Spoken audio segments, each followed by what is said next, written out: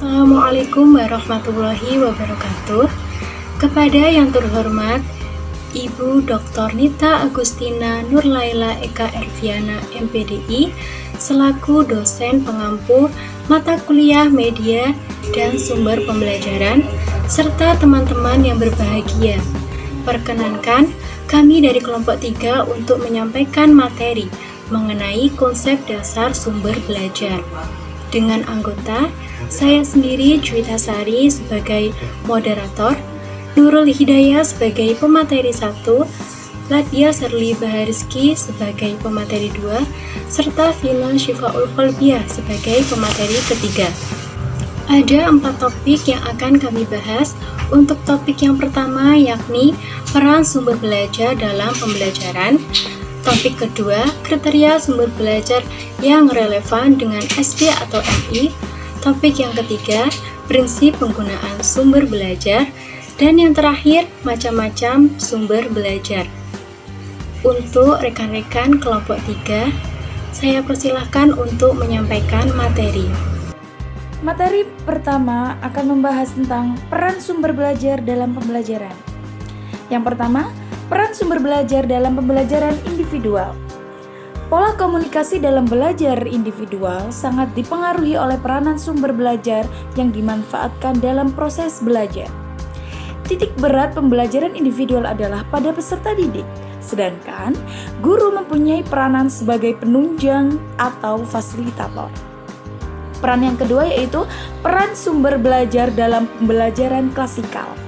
Pola komunikasi dalam belajar klasikal yang dipergunakan adalah komunikasi langsung antara guru dengan peserta didik. Hasil belajar sangat tergantung oleh kualitas guru, karena guru merupakan sumber belajar utama. Sumber lain seolah-olah tidak ada peranannya sama sekali, karena frekuensi belajar didominasi interaksinya dengan guru. Kemudian peran yang ketiga yaitu peran sumber belajar dalam pembelajaran belajar kelompok. Pola komunikasi dalam belajar kelompok yang digunakan adalah diskusi singkat di mana kemampuan yang diperoleh peserta didik untuk didiskusikan singkat diperoleh sambil jalan. Sumber belajar yang digunakan adalah materi yang digunakan sebelumnya, seperti bab dari suatu buku, materi dari program audiovisual atau masalah dalam praktek laboratorium. Untuk materi yang selanjutnya kita akan membahas kriteria sumber belajar yang relevan untuk siswa SD atau MI. Untuk kriteria sumber belajar sendiri dibagi menjadi 2, yaitu kriteria umum dan juga kriteria khusus. Untuk kriteria umum di sini terdapat 4 poin. Yang pertama, bernilai ekonomis, bersifat fleksibel, praktis dan juga sederhana, dan komponen-komponennya sesuai dengan tujuan. Sedangkan kriteria khusus juga terdapat 4 poin, yaitu sumber belajar dapat memotivasi siswa, yang kedua, sumber belajar untuk pengajaran, yang ketiga, sumber belajar penelitian, dan yang terakhir, sumber belajar untuk memecahkan masalah. Untuk selanjutnya yakni prinsip penggunaan sumber belajar. Yang pertama, menentukan sumber belajar dengan tepat. Yang kedua, menentukan dan memperhitungkan subjek sumber belajar dengan tepat. Yang ketiga, menyajikan sumber belajar dengan tepat.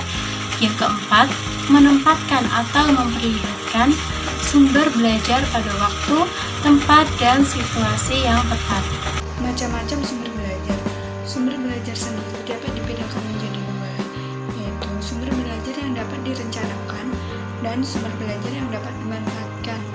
Dari kedua macam-macam sumber belajar tersebut, kita dapat menyebutkan bahwasanya sumber belajar dapat berbentuk pesan, orang, bahan, alat perlengkapan, metode atau teknik, dan lingkungan. Sekian penyampaian materi dari kelompok 3. Kami ucapkan terima kasih. Wassalamualaikum warahmatullahi wabarakatuh.